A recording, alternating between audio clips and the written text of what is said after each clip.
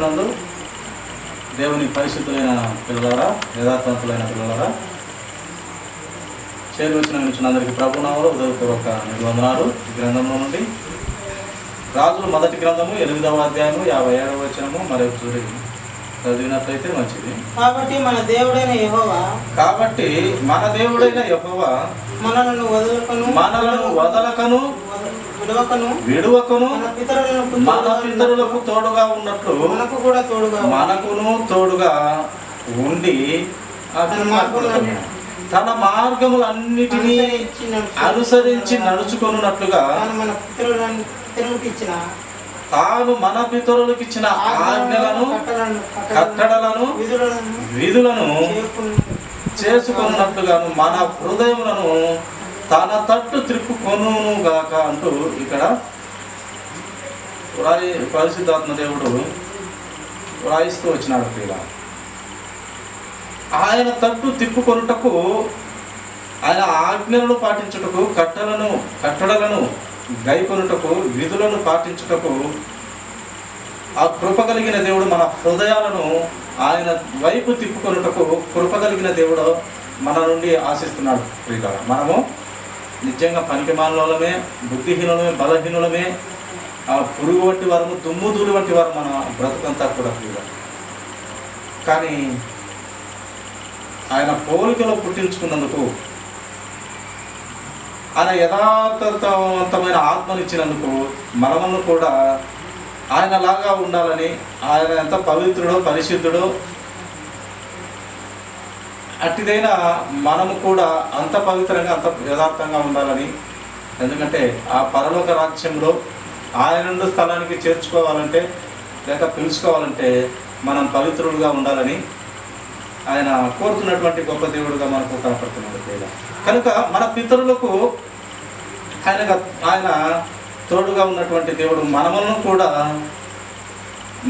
తోడుగా ఉంటాడు, మనలను కూడా ఆయన చేయి పట్టి నడిపిస్తాడు అని లేఖనములలో మనకు కనపడుతూ, మన బ్రతుకులు మనం మంచిగా ఉండాలని, మన బ్రతుకులు ఆశ కలిగిన దేవుడు ఎవరైనా ఉన్నారంటే, లేక పవిత్రపరిచి పరలోక రాజ్యం చేర్చుకోవాలనే దేవుడు ఎవరైనా ఉన్నారంటే అది యొక్క యేసుక్రీస్తు ప్రభువారే సత్యమైన దేవుడే, నీతి కలిగిన దేవుడే. ఆయన నిలువెత్తు సత్యమైనటువంటి గొప్ప దేవుడిగా మనకు మన బైబిల్ గ్రంథంలో నుండి ఆయన మనకు కనపడతారు. ప్రియుగా చూడండి, ద్వితీయోపదేశ కాండము 4వ అధ్యాయం 7వ వచనం కూడా మనము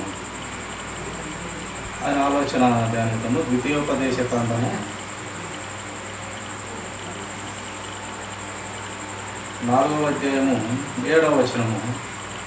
ఏలయనగా మనము ఆయనకు మొరపెట్టినప్పుడల్లా మన దేవుడైన యెహోవా మనకు సమీపంగా ఉన్నట్టు మరి ఏ గొప్ప జనమునకు ఏ దేవుడు సమీపంగా ఉన్నాడు అంటూ క్వశ్చన్ మార్క్గా ఇక్కడ పరిశుద్ధాత్మ దేవుడు వాయిస్తూ వచ్చినాడు. ప్రియుల,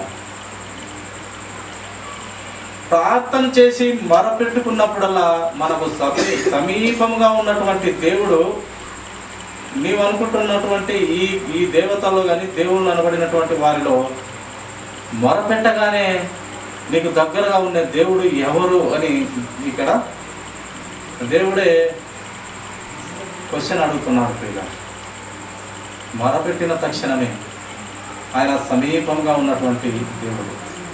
ఆయన ఎంతో మహాకాశములకు పైగా ఉన్నప్పటికీ మనం ఆయన మొరపెడితే ఆయన మన దగ్గరకు వచ్చి మన మొర వింటాడంట.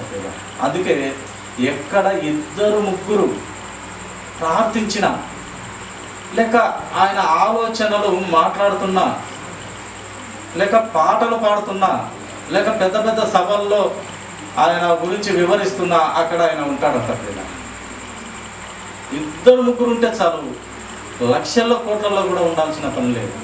2-3 ఆయన నామంలో మాట్లాడినా, పాటలు పాడినా, ప్రార్థన చేసిన, ఆయన గురించి కొన్ని విషయాలు తెలుసుకోవాలని మనము ఒకరినొకరము ఆయన గురించి విషయాలు తెలుసుకోవాలనే ఆతృత కలిగిన వారి మధ్య దేవుడు ఉంటాడంట. ఉండడమే కాదు, పరలోక రాజ్యంలో ఒక గ్రంథాన్ని ఆయన రాస్తూ ఉంటాడంట. ఏ బిడ్డ ఎలా మాట్లాడుతుంది, ఎవరు ఏమి అనుకుంటున్నారు దేవుని నుండి, ఏ యొక్క ఆలోచనలో ఏ బిడ్డ ఉన్నది, ఆయనను వెతకాలని ఏ బిడ్డ ఉన్నది, ఆయనను తెలుసుకోవాలని ఏ బిడ్డ ఉన్నది అని ఆయన ఒక గ్రంథాన్ని అక్కడ వ్రాస్తున్నట్టుగా మనకు గ్రంథంలోనే తెలియపరుస్తూ ఉన్నాడు దేవుడు. కనుక మొరపెట్టిన తక్షణమే ఆయన మనకు సమీపంగా ఉన్నటువంటి దేవుడు ఎవరైనా ఉన్నారంటే అది యేసుక్రీస్తు ప్రభువారు అంటే. ఎందుకంటే లేఖనంలో ఇక్కడ వ్రాయబడుతూ వచ్చినది, యెహోవా మనకు సమీపంగా ఉన్నట్టు మరి ఏ గొప్ప జనమునకు ఏ దేవుడు సమీపంగా ఉన్నాడు? ఎవరయ్యా నేను తప్ప మీకు సమీపంగా ఉండే దేవుడు అని ఆయన అడుగుతున్నాడు దేవుడు. కనుక ఆయన సమీపంగా ఉన్నటువంటి దేవుడు. మొరపెడితే చాలు ఆయన మన మొరను వినేటువంటి దేవుడు. నీవు నీ సొంత నోటితో ఒక్కసారి ఒప్పుకుంటే క్షణము లేటు చేయక నీ పాపాన్ని తీసివేసి పరిశుద్ధత ఇచ్చే మహా గొప్ప ప్రేమామూర్తి మన యేసుక్రీస్తు ప్రభువారు. అందుకే ఆయన ఆ నీతిమంతుణ్ణి నిజంగా, ఆ యథార్థవంతుణ్ణి నిజంగా, ఆ యొక్క పవిత్రుని పరిశుద్ధుని పాపులలో చేరక ప్రత్యేకంగా ఉన్నటువంటి వాడు, పాపము అంటించుకున్నటువంటి వాడు, యొక్క ఆయన రక్తంలో నిష్కలంకమైనటువంటి రక్తము, కల్మషము లేనటువంటి రక్తము అయినటువంటి యేసుక్రీస్తు ప్రభువారే మనకు తోడుగా ఉండేటువంటి దేవుడు ప్రియుల. అట్టి దేవుని కలిగి ఉన్నందుకు, ఆ అట్టి దేవుని రక్తంలో కడగబడినందుకు చాలా చాలా చాలా చాలా ధన్యులమంట. మనం కారణ జన్మలం అని కూడా మనము చెప్పుకొనవచ్చు. కారణ జన్మలం అంటే మొత్తంగా దేవుని ఆలోచనల నుండి పుట్టినటువంటి వారని కూడా మనము అనుకొనవచ్చు. కనుక మనిషిగా పుట్టడమే మనం ఎంతో దేవుని ఆలోచనలు ఉంటే కానీ మనం పుట్టం. అంత గొప్ప జన్మ మనిషి జన్మ.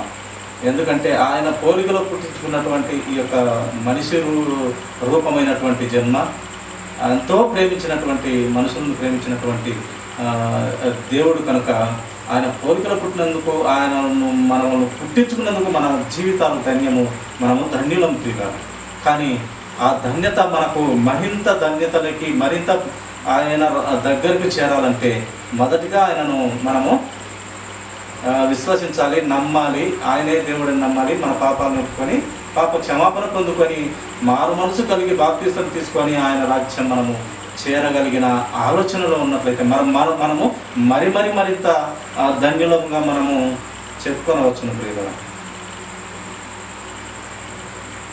విలాప వాక్యములు 3వ అధ్యాయము 23వ వచనము తీసినట్లయితే చదవగలరు. విలాప వాక్యములు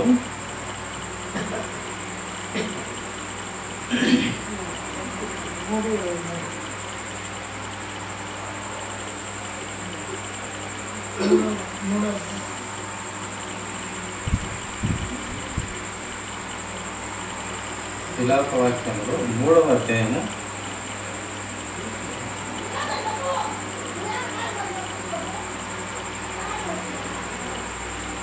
ఏ అధ్యాయం తర్వాత వస్తుంది ఆయనది కనపడిందా? ఇర్మియా తర్వాత 3వ అధ్యాయము 23వ వచనము, అనుదినము నూతనముగా ఆయనకు వాత్సల్యత పుట్టుచున్నది, నీవు ఎంతైనా నమ్మదగిన దేవుడు అని ఇక్కడ భక్తుడు వ్రాయించినాడు. ఏమని వ్రాయిస్తూ వచ్చినాడంటే అనుదినము ప్రతిదినము. ఇందాక మనం ఒక పాట పాడుకున్నాము, దినదినము అనుదినము ఆయన వాక్యం ప్రకటించాలి. అలాగే క్షణక్షణము అనుక్షణము ఆయనను వివరించాలి అనే ఒక ఇందాకనే పాట పాడుకున్నాం కదా. అలాగా అనుదినము నూతనంగా దేవునికంట ప్రతిరోజు దేవునికి నూతనముగా వాత్సల్యత పుడుతుందంట. ఎవరి మీద? మనుషుల మీద. అంత ప్రేమ కలిగిన దేవుడు కదా. ప్రతిరోజు మనుషుల్ని ప్రేమిస్తూనే ఉంటాడంట దేవుడు. ప్రతిరోజు ఆయన వాత్సల్యత, ఆయన ప్రేమ, ఆయన కరుణ, దయ, ఆయన ప్రేమను వర్ణించడానికి సాధ్యం కాదు. ఆయన వాత్సల్యత పుట్టుచున్నది. భక్తుడు అంటున్నాడు, నీవు ఎంతైనా నమ్మదగిన వాడవయ్యా అంటున్నాడు ప్రియులారా. ఎంతైనా, ఎంత నమ్మితే అంత. నిజంగా ఈ విశ్వాసము, ఈ నిరీక్షణ, ఈ పట్టుదల, ఈ యొక్క ఓర్పు క్రైస్తవ పిల్లలలో అందరిలో ఒకే రకంగా అయితే ఉండదంట ప్రియులారా. ఒక్కొక్కరిలో ఒక రకం ఉంటుంది. ఎంతైనా కొందరు ఎక్కువ ప్రేమిస్తారు, కొందరు కొంచెం మొత్తంలో ప్రేమిస్తారు. ఇంత పర్సెంట్గా ఉంటుంది. కానీ అపోస్తలులు అయితే వారి ప్రాణం పెట్టేంతగా దేవుణ్ణి ప్రేమించినారు ప్రియులారా. ఆయన శిష్యులైనటువంటి అపోస్తలుడైన పౌలు గారు మరీ ఎక్కువగా ప్రేమించినాడు. ఒకప్పుడు ఆయన పాపంతో నిండినటువంటి వాడే, కానీ ఆయన కృపను పొందుకున్నాడు, ఆయన కనికరము పొందుకున్నాడు. మొదట అయితే ఆయన అవిధేయతలో ఉండటం చేత తెలియక పాపం చేశాడు, కానీ తెలిసిన తర్వాత ఆయన దగ్గర ఒక గొప్ప యేసుక్రీస్తు ప్రభువు, అపోస్తలుడైన పౌలు గారు. కనుక ఇక్కడ భక్తుడు రాయించినటువంటి మాట, ప్రతిరోజు ఆయన వాత్సల్యత, ఆయన ప్రేమ, విపరీతమైన ప్రేమ ప్రతిరోజు ఆయన చూపిస్తుంటాడు, కనపరుస్తూ ఉంటాడంట. అలాగే ఆయన ఎంతైనా ఇంకా ఇంకా ఇంత అంత అని చెప్పలేదు, ఎంతైనా నమ్మదగిన దేవుడు ఎవరైనా ఉన్నారు అంటే అది ఒక యేసుక్రీస్తు ప్రభువే అని మనకు ఇక్కడ భక్తుడు పరిశుద్ధాత్మ దేవుని ద్వారా వ్రాయిస్తూ వచ్చినాడు. కనుక ఎంతైనా నమ్మదగిన దేవునికి ఆ పరిశుద్ధ రక్తంలో కడగబడిన మనం కూడా నిజంగా భయభక్తులతో శ్రద్ధాశక్తులు నిలిపి ఆయనను మనం కూడా ప్రేమించాలని ఆయన ఆశ ప్రియులారా, ఆయన కోరిక, ఆయన ఉద్దేశము, ఆయన సంకల్పం. అందుకే ఆయన విడువక ఎడతెగక నీ అందరి కృప చూపిస్తున్నాడు అన్నాడు, ఏలు పెట్టి నడిపిస్తానంటాడు. చాలా నీ తల్లి నీ తండ్రి అయినా మర్చునేమో కానీ నేను మరవనురా నా కుమారుడా నా కుమార్తె అంటున్నాడు. నీ తల్లిదండ్రులను మరచొచ్చురా నాయన, నేను మరిచే దేవుని కాదు, వేరు పట్టి నడిపిస్తాను. ముసలితనంలో కూడా నేను ఎత్తుకొని ముద్దులాడే దేవుడు ఎవరైనా ఉన్నారంటే ఒక యేసుక్రీస్తు ప్రభువు. ముసలితనంలో ఎత్తుకొని ముద్దులాడే దేవుడు అంట ప్రియులారా, గుర్తుపెట్టుకోవాలి. ఇప్పుడు సరిగ్గా ఒక తల్లిదండ్రుల వయసు అయిన తర్వాత వారి నుండి ఆదాయం తగ్గితే చీదరించుకొని బయటికి నెట్టేసి ఎంతోమంది కొడుతున్నారు కర్రలతో. మనము టీవీలలో చూస్తున్నాము, పేపర్లలో చూస్తున్నాము. వారి నుండి ఆదాయం లేకపోతే అంతేగా వారి బతుకు.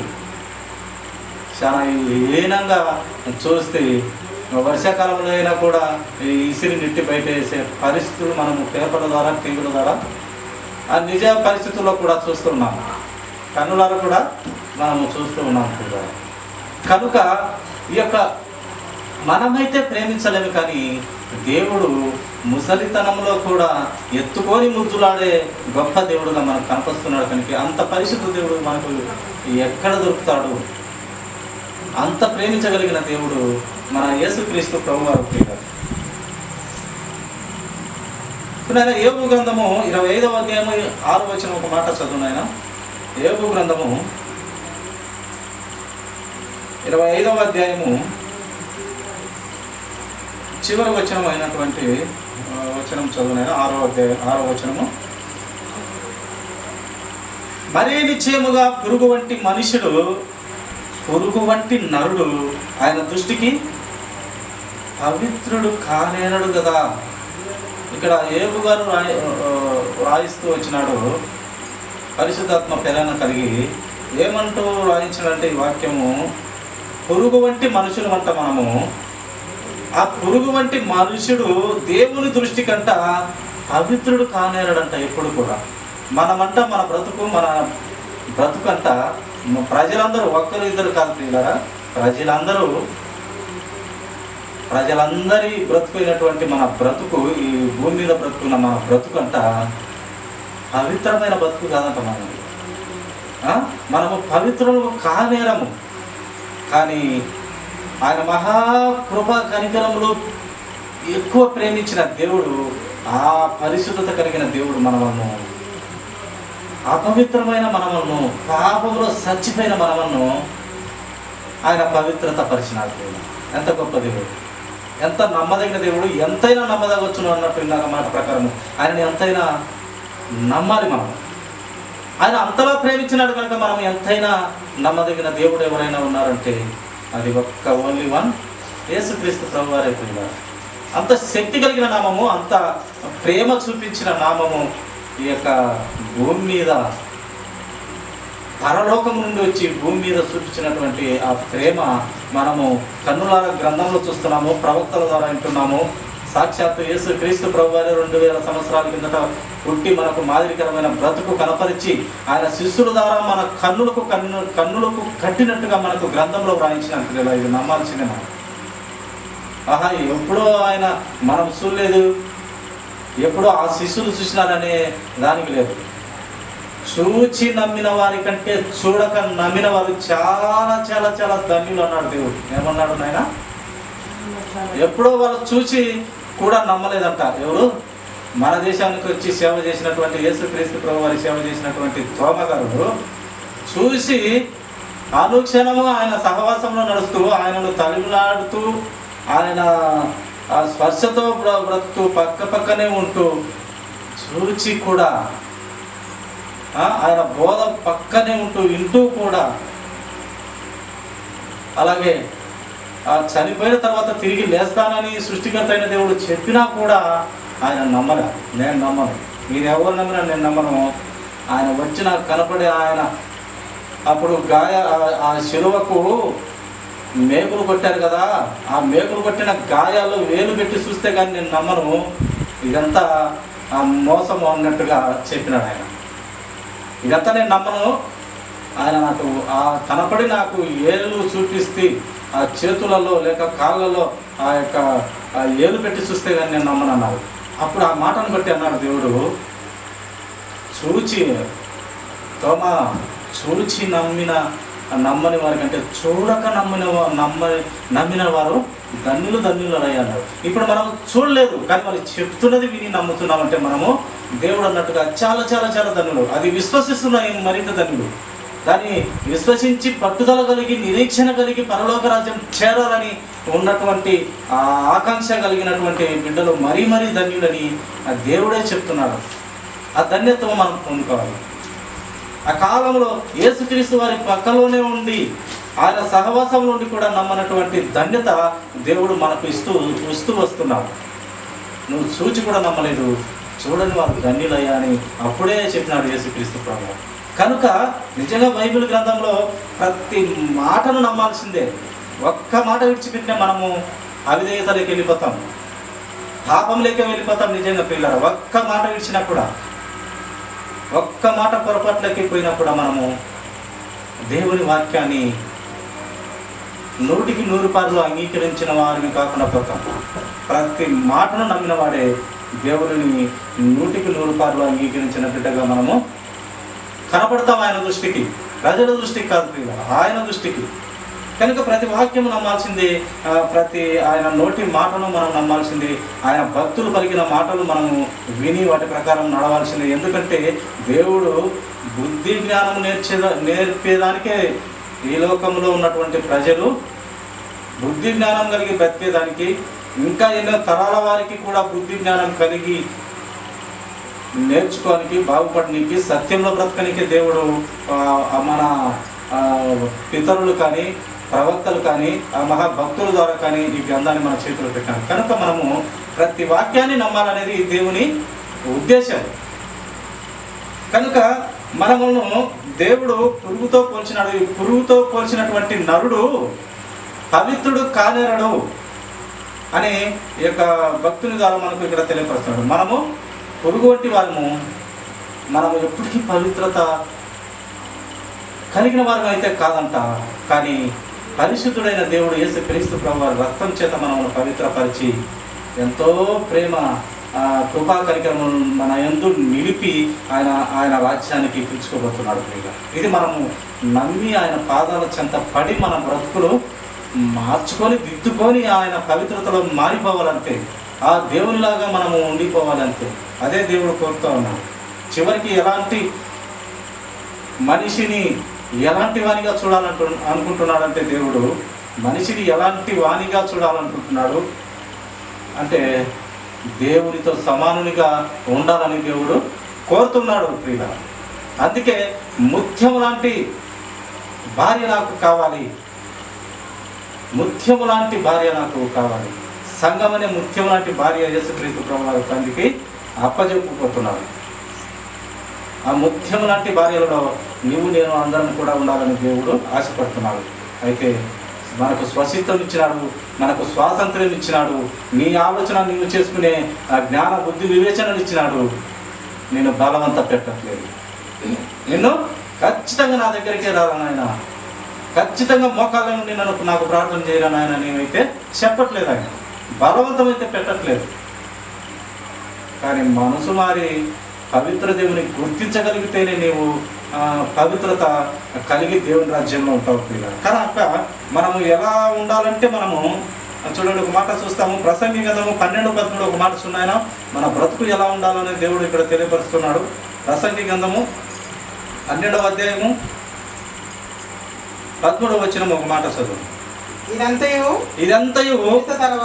వినిన తర్వాత తేలిన ఫలితార్థం ఇదే, దేవుని యందు భయభక్తులు కలిగి ఉండి ఆయన కట్టడలను అనుసరించి నడుచుచుండవలెను.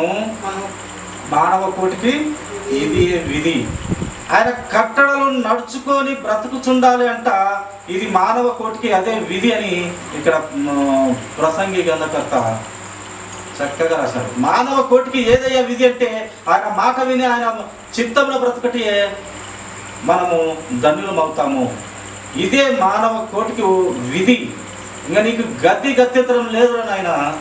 ఆయన మాట వింటే బాగుపడతావు, లేకుంటే చెడిపోతావు, నాశనం అవుతావు, పాతాళానికే పోతావు, నరకంలోకే వెళ్ళిపోతావు. అక్కడ సాతానుకు తోడుగా నీ కేకలు. నువ్వు మనసు మార్చుకొని నీవు దేవుణ్ణి అంగీకరించి ఆయన ఆలోచన ప్రకారము ఆయన ఆ కట్టడలను అనుసరించి బ్రతకాలనేదే మానవ కోటికి ఇదే విధి అని ఆయన ఇక్కడ చక్కగా వ్రాయించినాడు. కనుక మనకు విధి ఏంటంటే ఆయన ఆజ్ఞ ప్రకారం నడుచుకొని ఆయన రక్షణ పొందుకొని మనం పరలోక రాజ్యం చేరడమే మనకు విధి, మనకు న్యాయము ధర్మము అదే తీగల. చూడండి, కొరింథీయులకు రాసినటువంటి 2వ పత్రిక 8వ అధ్యాయం 9వ వచనము తీసినట్లయితే మంచిది. మీరు మన ప్రభువు అయిన యేసుక్రీస్తు కృపను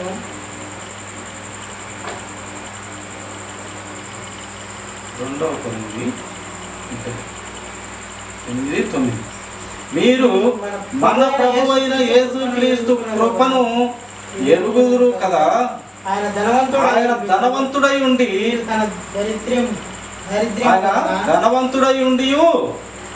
మీరు తన దారిద్ర్యము వలన ధనవంతులు కావాలనని మీ నిమిత్తము దరిద్రుడైన.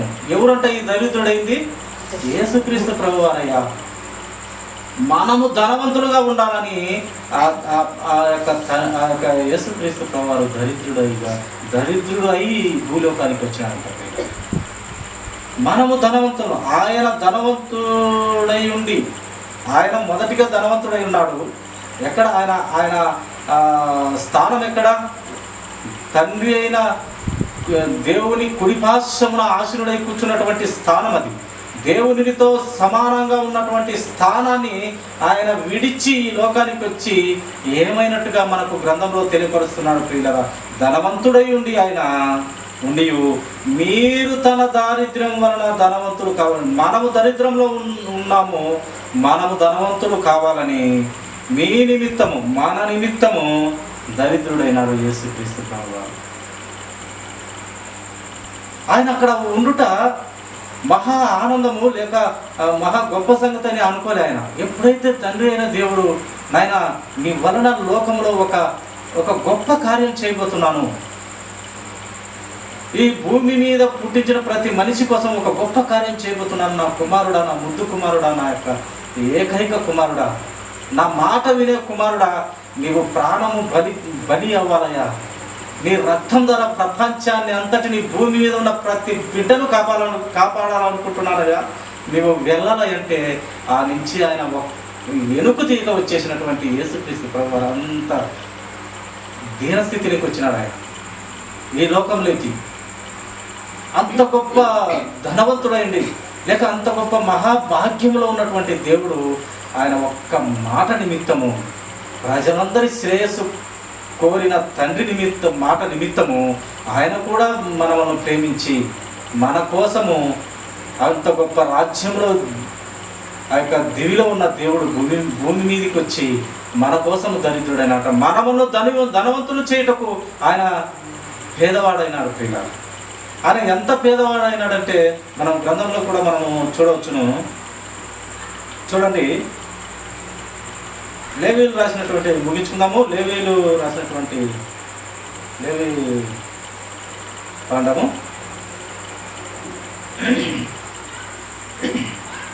12వ అధ్యాయము 8వ వచనం ఒక మాట చదివినాను. ఆమె గొర్రె పిల్లను తేజాలని ఎడల ఆమె 2 తెల్ల గువ్వలనైనను 2 పావురపు పిల్లలనైనను దహన బలిగా ఒకదానిని పాప పరిహారార్థ బలిగా ఒకదానిని తీసుకొని రావలను. యాజకుడు ఆమె నిమిత్తము ప్రాయశ్చిత్తము చేయగా ఆమె పవిత్రత కలుగును.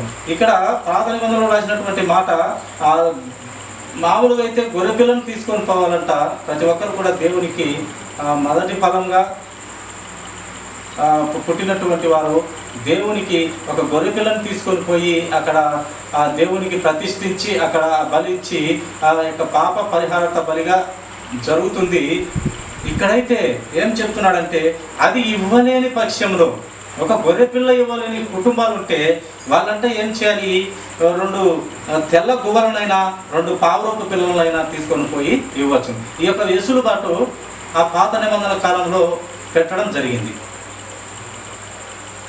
మొదటి ఫలంగా దేవునికి ప్రతిష్ఠింప చేయాలంటే గొర్రెపిల్లను తీసుకొని పోవాలంట. ధనవంతులైతే అలా తీసుకుపోతారట. బీదలైతే లేక పేదలైతే 2 గువ్వలనైనా తెల్ల గువ్వలనైనా 2 పావుర పిల్లలైనా తీసుకొని పోయి ప్రతిష్ఠించి మన పాపాన్ని దేవుని మందిరంలో కడుక్కొని వస్తానంట. అలాంటి సిచ్యువేషను ఆ పాత నిబంధనలో కనబడుతున్నది. నిజంగా యేసుక్రీస్తు ప్రభువారు కూడా ఇలాంటి కార్యం ఒకటి మన కొత్త నిబంధనలోనే చేసినాడు. చూడండి, లూకాసు వార్త 2వ అధ్యాయము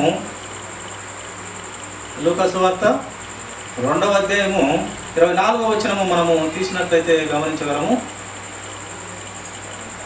ప్రభు ధర్మశాస్త్రమందు చెప్పబడినట్లు ఇక్కడ వ్రాయించినటువంటి మాట ఆ పాత నిబంధనలో లేవీ కాండంలో 12వ అధ్యాయము 8వ వచనంలో వ్రాయించబడినట్టు చెప్పబడినట్టు, ప్రభు ధర్మశాస్త్రమందు చెప్పబడినట్టు గువ్వల జతనైనను 2 పావురపు పిల్లలనైనను బలిగా అర్పించుటకు వారు ఆయనను యెరూషలేమునకు తీసుకొని పోయిరి. అంత పేద కుటుంబంలో పుట్టినాడు యేసుక్రీస్తు ప్రభువు. ఎవరి కోసం అంటే అది మన అందరి కోసం. ప్రతి ఒక్కరిని ధనవంతులు చేయాలి, పాపం తీసివేయాలి, పరిశుద్ధతలో నిలపాలి. పరిశుద్ధతను కలిగి ఈ లోకంలో నీవు బ్రతికిన నాళ్ళు బ్రతకాలి. తరువాత పరిశుద్ధత కలిగి పరలోక రాజ్యం చేరాలి. అక్కడ గొప్పదైన జీవితం నీకు ఇవ్వబోతున్నాను నా కుమారుడు కుమార్తె అని దేవుడు చెప్తున్నాడు. కనుక ఆయన చాలా పేద కుటుంబంలో వచ్చినాడు. ఆయన ఒక గొర్రెను ఇవ్వగలిగిన ఆ స్థితిలో కూడా లేడు. ఏం తీసుకొని పోయినారంటే అక్కడికి ధర్మశాస్త్రంలో చెప్పబడినట్టు ఈయన గొర్రె పిల్లను అయితే తీసుకోలేకపోయినారు. కానీ ఎవరు? మరియా, యేసోపు. గువ్వల జతనైనను 2 పావుర పిల్లలైనను బలిగా అర్పించుటకు వారు ఆయనను అనగా యేసుక్రీస్తును యెరూషలేమునకు తీసుకొని పోయి అవి ఇచ్చి ఆ దేవుణ్ణి ఆ మొదటి ఫలముగా పుట్టినటువంటి యేసుక్రీస్తు ప్రభు వారిని ప్రతిష్ఠ చేసి ఆయనను మళ్ళీ పిలుచుకొని వచ్చినట్టుగా మనం గ్రంథంలో చూస్తాం. ఇంత పేద స్థితిలో యేసుక్రీస్తు ప్రభు వారు పుట్టినట్టుగా మనకు కనపడుతుంది. అందుకే ఆయన దరిద్రుడైనడు, పేదవాడైనడు. మన వల్ల ధనవంతులు చేయటం కోసం ఆయన పేదవాడైనడు, ఆయన దరిద్రుడైనడు. మన అంతేకాదు మన పాపాన్ని ఆయన భుజాముల మీద వేసుకున్నాడు. ఆయన ఏ పాపం చేయలేదు, కల్వరి శిలువలో చనిపోయినాడు. రక్తమంతా దారపరిచినాడు, ఆ వర్షం వల్లే కురిపించినాడు, గంధానంతటిని తడిపినాడు, ప్రతి మనిషిని తడుపుటకు సిద్ధంగా ఉన్నాడు. తడిసిన వారు ధన్యులవుతారు, ఆయన రక్తంలో తడిసిన వారు ధన్యులవుతారు. పాపాన్ని ఒప్పుకొని ఆయనను అంగీకరిస్తే ఆయన రక్తంలో తడచబడతాము, అప్పుడు మనం ధన్యులవుతాము. తడవబడకుంటే, పాపాన్ని ఒప్పుకోకుంటే నీవేమవుతావు? ఆయన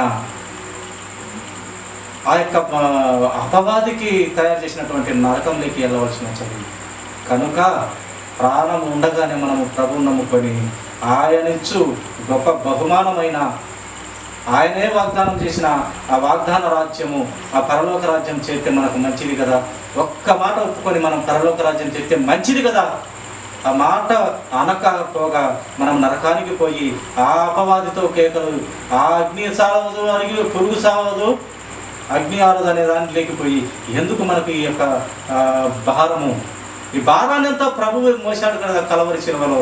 నీవు పవిత్రంగా పరిశుద్ధుల్లో పరలోక రాజ్యంలో ఉండొచ్చు కదా అని దేవుడు గ్రంథములో అనేక భక్తుల ద్వారా, ప్రవక్తల ద్వారా ఆయనే కూడా మనకు ఆయన రాజ్యం గురించి చాలా చోట్ల వివరిస్తూ జరిగింది. కనుక ఆయన మొదటగా ఆయన నీతి, ఆయన రాజ్యం వెతికి ఆయన కోరినట్లు మనల్ని ధనవంతులుగా చేయాలనుకున్న ఆ దేవుడు ఆయన భేద స్థితిలో బ్రతికినాడు. ఇక్కడ మనల్ని ఎంతో ధనవంతులుగా అక్కడ చేయబోతున్నాడు. అట్టిదైన స్థితిలో ప్రతి ఒక్కరి ముందు కాక ఆయన కృపను పొందుకొని, కృపను పొందుకొని మహిమలో, ఆయన మహిమ కలిగిన రాజ్యంలో, మహిమ నుండి అధిక మహిమలో ఉన్నటువంటి ఆ పరలోక రాజ్యంలో మనం అందరం కూడా చేరాలని దేవుడు ఆశపడుతున్నాడు. కనుక ఆయన ఆశను నెరవేర్తాం. ఆయన పవిత్రతను పొందుకొని ఆయన సత్యంలో మనం బ్రతుకుదాం. ఈ కొద్ది మాటలు దేవుడు దీవించిన తలలో చిన్నట్లయితే చిన్న ప్రార్థన.